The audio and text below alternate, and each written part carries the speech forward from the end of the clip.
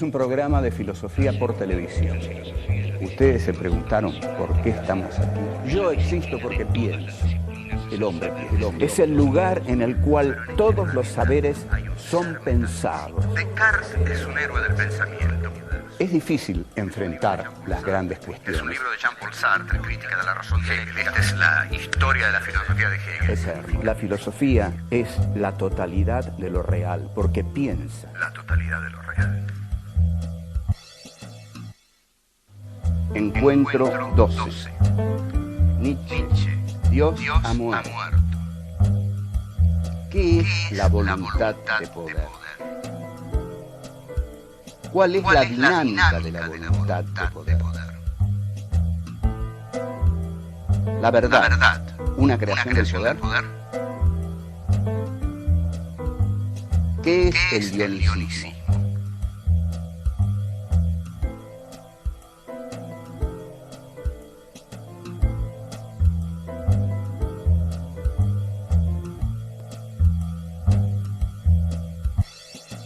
Continuamos con Nietzsche. Habíamos dicho que el principio fundamental de la filosofía de Nietzsche es el concepto de vida.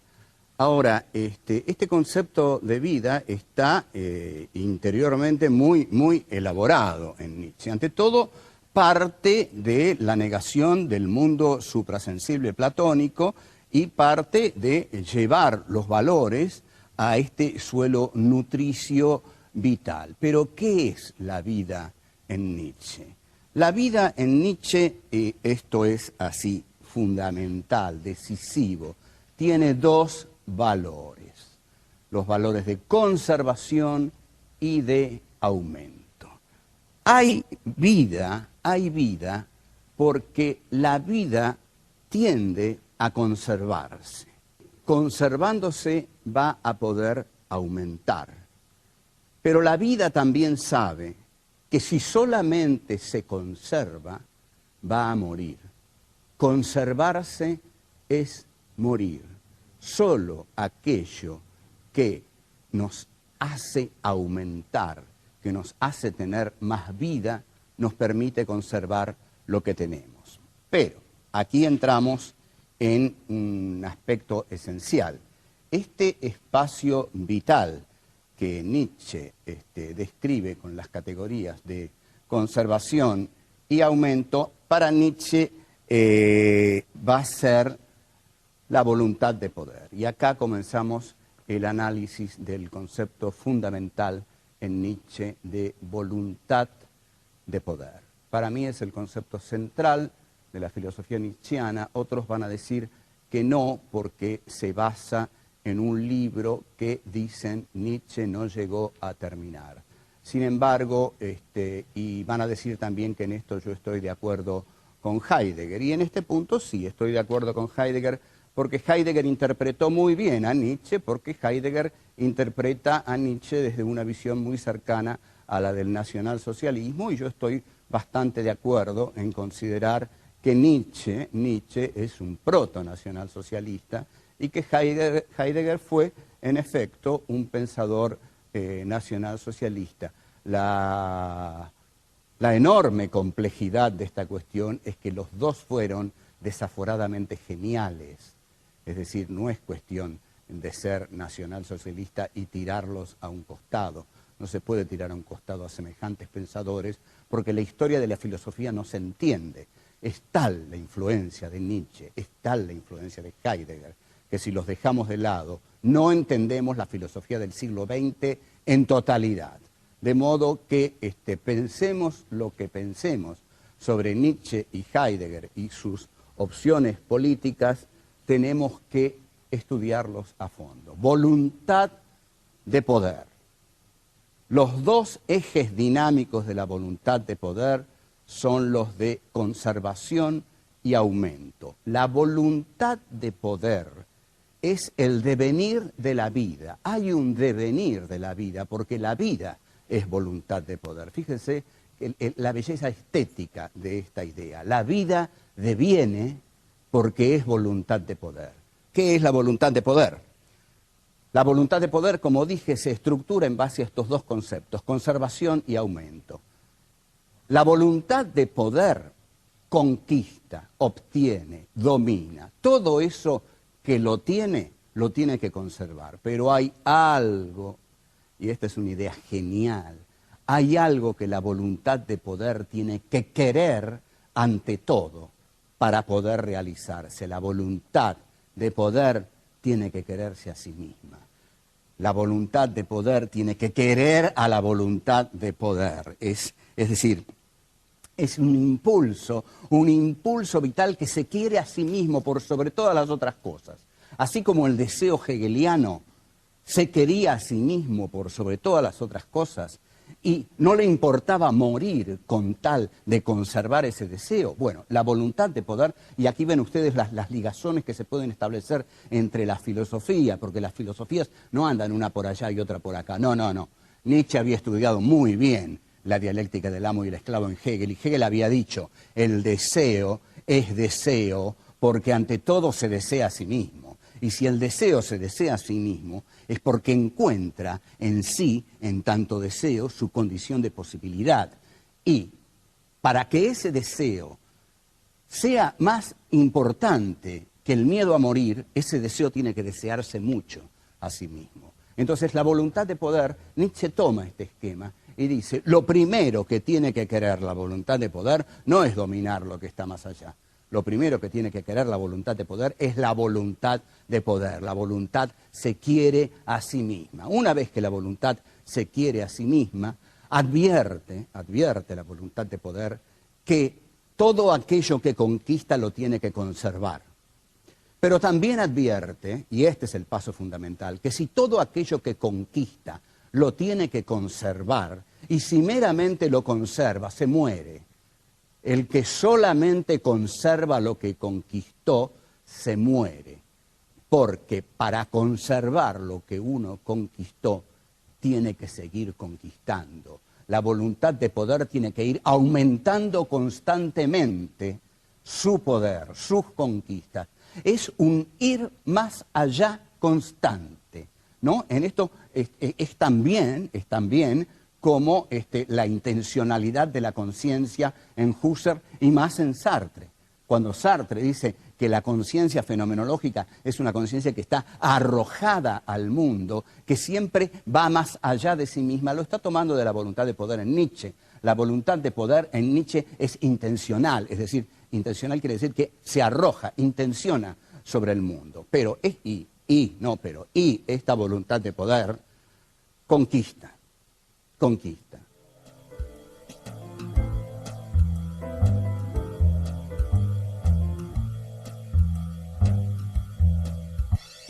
La vida es voluntad de poder, el mundo es voluntad de poder. Bush ahora en Irak es voluntad de poder. ¿Qué está haciendo Bush? Bush está en un tembladeral tremendo. La voluntad de poder del imperio norteamericano está ahora en Irak y está advirtiendo que si solamente conserva lo que tiene, se hunde, se muere, desaparece. Y si se retira, es la ignominia. Entonces, para conservar lo que tiene, la voluntad de poder del imperio bélico comunicacional, que es el imperio norteamericano, tiene que seguir creciendo.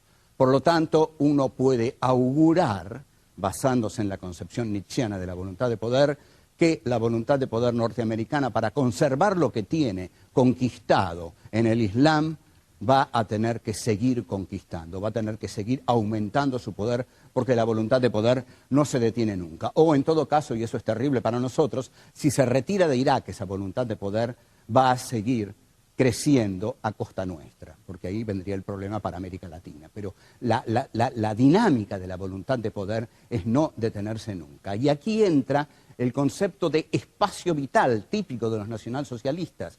Hitler, cuando aparece belicosamente en la política internacional, dice: yo soy Alemania y en tanto Alemania vengo a reclamar mi espacio vital y si no me lo dan, lo voy a conquistar. Ese es un guerrero nietzscheano. Esa es la bestia rubia germánica que tanto admiraba Nietzsche. En 1933 Hitler va a visitar a la hermana de Nietzsche, Elisabeth Förster Nietzsche, Y también se saca una foto junto a un busto de Nietzsche. Pero no nos vamos a dispersar.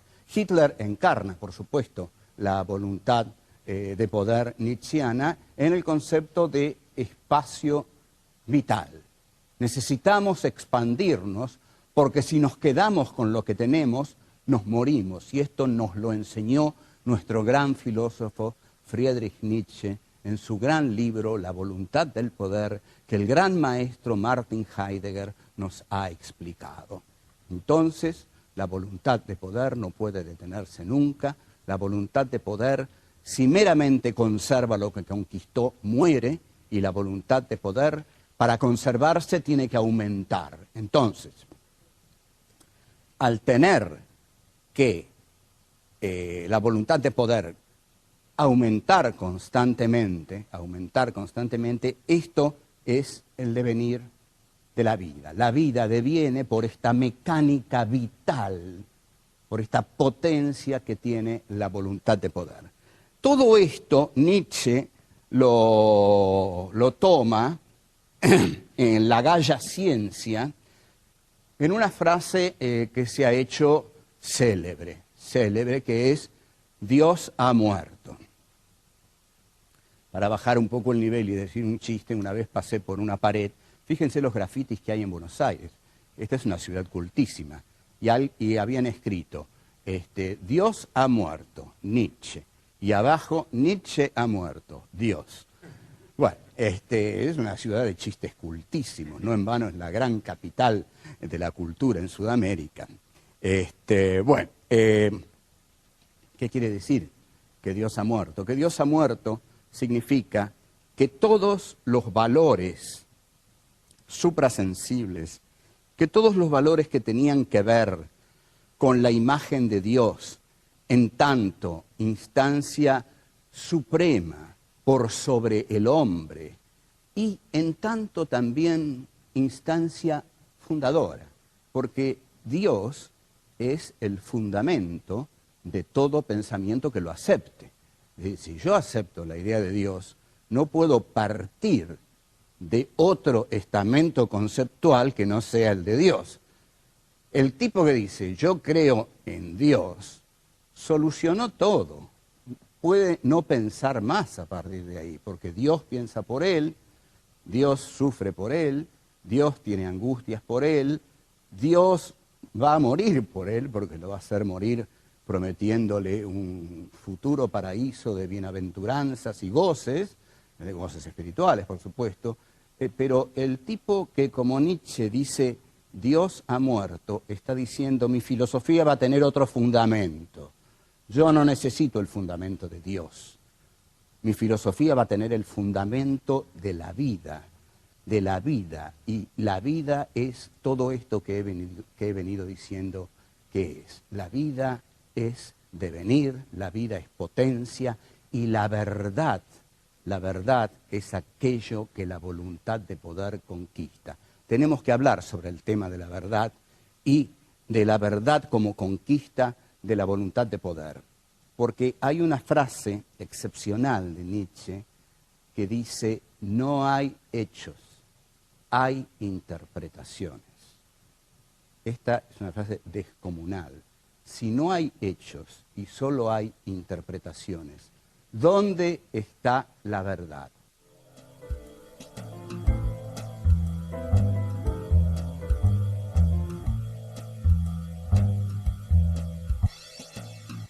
La verdad, va a decir Nietzsche, y en esto Michel Foucault lo va a seguir muy bien, porque Foucault es un gran discípulo de Nietzsche, la verdad es una conquista de la voluntad de poder. Hay cientos de verdades. Usted agarre los 5 o 6 diarios que salen a la mañana o menos en Buenos Aires, escuche las radios si tiene ganas de amargarse el día, pero bueno, haga esa experiencia y va a ver que hay unas 20 interpretaciones de cada hecho. Una interpretación no es la verdad. Hay un hecho, pero después hay 20 interpretaciones. ¿Cuál es la verdad? La verdad es la que la voluntad de poder logra imponer. O sea que hay una relación entre verdad y poder. La verdad es una creación del poder. La verdad es, por ejemplo, dictar la agenda.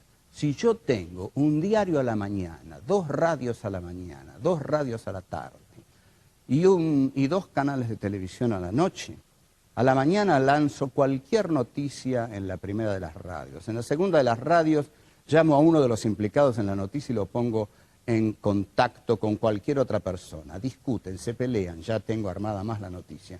En el noticioso del mediodía digo, gran debate entre fulano y mengano. Debaten, entran otros, opinan otros. A la tarde saco en la primera plana, el escándalo del día es este, el que yo largué a la mañanita nomás. Y a la noche hago una enorme mesa redonda en mi canal con todos los grandes filósofos, pensadores, periodistas, economistas, y todo el mundo está discutiendo lo que a la mañana a mí se me ocurrió largar en mi pequeño periódico de la mañana. Esa es la verdad del poder.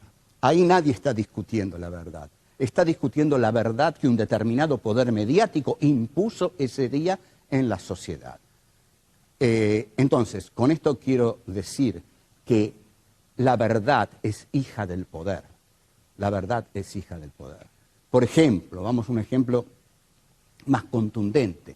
Cuando Jean Baudrillard, el filósofo posmoderno, un tipo muy, muy inteligente, a comienzos de los 90, escribió un libro que se llamaba La guerra del Golfo no ha tenido lugar, lo que quería decir es que de esa guerra nadie vio nada. Nos transmitieron por televisión un montón de brillos.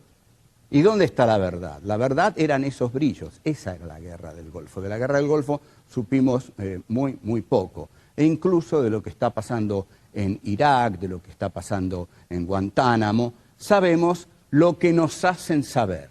¿Y por qué sabemos lo que nos hacen saber? Porque ellos tienen el poder de hacernos saber lo que quieren que nosotros sepamos. Entonces, la verdad es la colisión de las verdades, porque a esa verdad que yo sé que se me está imponiendo por los medios de comunicación, le voy a oponer otra, desde otro lado, que seguramente es mucho más débil, pero es otra verdad, y otra verdad, y otra verdad, y otra verdad. Las verdades incluso colisionan entre ellas, se odian entre ellas, guerrean entre ellas, pero la que triunfa, la que establece una hegemonía siempre, es la que está respaldada por la mayor fuente de poder que la emite. Entonces, este es el concepto que Nietzsche maneja de verdad. Es decir, la verdad es una conquista de esta voluntad de poder. El pensamiento de Nietzsche, como vemos, es un pensamiento belicoso que concibe a la verdad como lucha, que concibe a la verdad como justamente como una expresión poderosa de esa voluntad que necesita aumentar constantemente para conservarse, y para aumentar tiene que conquistar, y para conquistar tiene que establecer sus verdades como la verdad. Cuando yo establezco mi verdad como la verdad, mi voluntad de poder ha triunfado. Nietzsche va a llamar nihilismo, por fin, a ese poder que tuvo el pensamiento platónico de las ideas perfectas, o el pensamiento religioso también sobre la vida. ¿Qué le reprocha Nietzsche al pensamiento suprasensible? Le reprocha que ese pensamiento suprasensible de idealidades perfectas en sí mismas ha nihilizado la vida, Entonces él nihiliza a Dios. Es decir, nihilizar a Dios es negar a Dios, reducirlo a cenizas. Y este pensamiento reduce a Dios a cenizas porque lo que pone prepotentemente como su meta es la verdad de la vida, la verdad del devenir, la verdad de los dos conceptos de conservación y aumento, la verdad de la voluntad de poder y la verdad de la conquista de la verdad como conquista de la voluntad de poder. Cuanto más poderosos seamos, más dueños de la verdad vamos a ser, porque más poder vamos a tener para imponerla.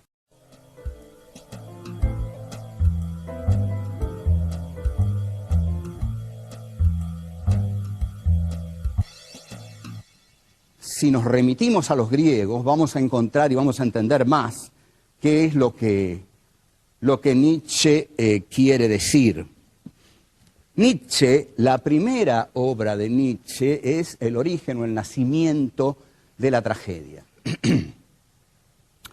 Yo creo que Nietzsche no era un filósofo muy culto, pero es un filósofo de una enorme riqueza, muy buen escritor. Y ustedes observen lo siguiente. Nietzsche, con su concepción de la historia, viene a quebrar el optimismo hegeliano, el optimismo de Marx, basado en que alguna vez, sin duda alguna, una clase social privilegiada iba a ordenar la historia. No, para Nietzsche la historia es caos, y ese caos lo deslumbra. La historia son verdades que colisionan las unas contra las otras. La historia es la lucha por imponer mi poder al poder del otro, y al someter el poder del otro, y mi poder resulte ganador, mi poder va a instaurar una verdad, y esa va a ser la verdad. Todo este remolino es lo que Nietzsche va a llamar el dionisismo. Está basado en el culto de Dioniso. Dioniso, o Dionisios, que lo vamos a llamar Dioniso. Dioniso, el dionisismo, es un culto griego basado en la esplendidez de la embriaguez, es decir, son las fiestas dionisíacas que después van a devenir las fiestas báquicas entre los romanos, en el cual cada miembro se entrega a la embriaguez. Esta es una hermosa frase de Hegel. Hegel va a decir, la verdad es ese juego de infinitos contrarios en el que cada miembro se entrega a la embriaguez. Muy linda definición de verdad en Hegel, que Nietzsche suscribiría. Lo que va a decir Nietzsche es, yo tengo una concepción dionisíaca de la historia, va a decir Nietzsche. Lo que yo veo en la historia no es la racionalidad de Apolo, porque los griegos tenían dos dioses, Dionisio y Apolo. Y Dioniso era el dios de la embriaguez, es decir, el yo se pierde en la fiesta dionisíaca. Esto es lo que más va a valorar Nietzsche, la pérdida del yo, la pérdida de la individualidad. En este sentido es totalmente antirromántico en un siglo romántico, es antihistoricista en el siglo de la historia, un tipo muy original. Pero lo que va a decir Nietzsche es justamente, en la fiesta dionisíaca, a través de la embriaguez, cada uno pierde el sentido del yo. Y hay que atreverse a perder el sentido de la individuación, porque allí donde perdemos el sentido de la individuación, estamos cerca de la locura. Y ni usted ni yo queremos sentir la cercanía de la locura, porque eso sí que es el terror. Entonces, hay que tener el coraje de entrar en la fiesta dionisíaca, embriagarse hasta morir, o hasta vivir hasta los extremos, de ya no saber quién o qué es uno. Esto es lo que Nietzsche llama lo dionisíaco, y su concepción de la historia, su concepción de la voluntad de poder, de la bestia rubia, de las aves de rapiña, de los guerreros. Toda esta concepción es dionisíaca, sanguínea, barbárica, conquistadora. Y es en este sentido, por supuesto, que le viene como servida a los nacionalsocialistas, lógico. No es que Nietzsche se lo haya propuesto, pero digamos que hizo los méritos suficientes. Alfred Baumler va a ser, durante el régimen de Hitler, el que va a editar las obras completas de Nietzsche, y Alfred Rosenberg, el autor del mito del siglo XX, que lo van a ahorcar en Nuremberg, es el que va a imponer a Nietzsche como lectura oficial del Tercer Reich. Pero tengamos claro esto, el dionisismo se opone a lo apolíneo. Lo apolíneo es lo claro y distinto cartesiano, digamos. Es la razón, la racionalidad, el control. Un ser apolíneo no pierde su individualidad ni se embriaga en una bacanal a través de la cual va a perder su centro. Porque lo fundamental del dionisismo es que pierde el centro del yo. Y en este sentido Nietzsche es totalmente anticartesiano, porque reniega de la centralidad del ego. El ego se pierde en la fiesta dionisíaca. Entonces, este es un pensador que exalta los instintos. Para Nietzsche no hay nada más hermoso que entregarse a los instintos. Los instintos son la verdad y la razón de Occidente ha venido a cercenar al hombre. Este es el mensaje más poderoso que Nietzsche deja para quienes habrán de sucederlo y encontrar en él una riqueza profunda en este pensamiento. En este preciso pensamiento dionisíaco de Nietzsche, hay un poema de William Blake, un poeta que dice, todo deseo contenido engendra peste. Y Nietzsche va a decir, todos los instintos que el hombre contiene en sí a través de la cultura apolíneo-burguesa, a través de la piedad y la compasión y el ascetismo cristianos, que censuran, que laceran a los instintos más auténticos, salvajes, brutales, descontrolados del hombre, todo eso es peste. Lo que el hombre necesita es entregarse desaforadamente, desbocadamente a sus propios instintos y ahí perderse como hombre racional y recuperarse, sí, como ave de rapiña, como bestia, es decir, como guerrero bárbaro que se goza a sí mismo y goza a los demás en medio de una orgía interminable. Ese es el hombre de los instintos que Nietzsche nos plantea. Como vemos, algo muy distinto del hombre racional, cartesiano, del sujeto constituyente kantiano y del sujeto absoluto hegeliano. Cuando Hegel dice lo real es racional es real, Nietzsche le diría nada de eso, nada de eso. Los instintos, dionisismo y locura.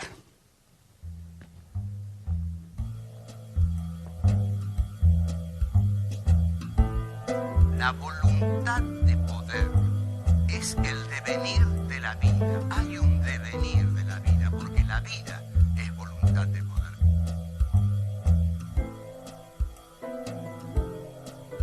Conservarse es morir.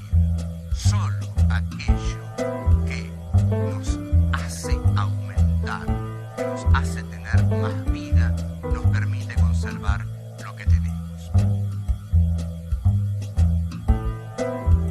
La voluntad de poder tiene que ir aumentando constantemente